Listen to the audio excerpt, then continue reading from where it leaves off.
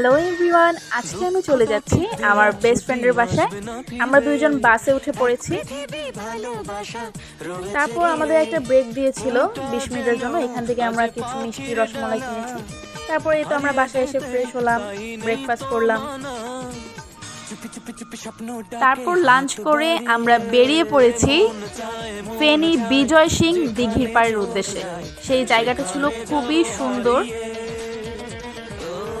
এই তো আমরা চলেও এসেছি, দেখো তোমরা সবাই কত সুন্দর একটা জায়গা।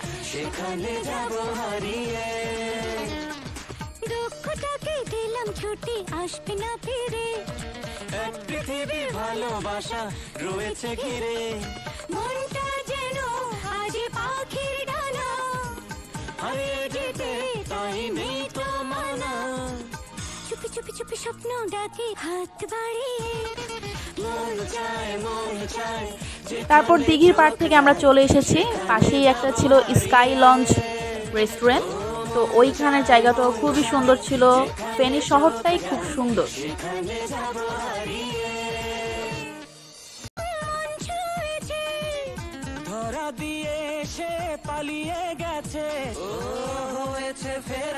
আমরা বাসার উদ্দেশ্যে রওনা দিয়ে দিয়েছি। আমরা এখন বাসা থেকে যাচ্ছি।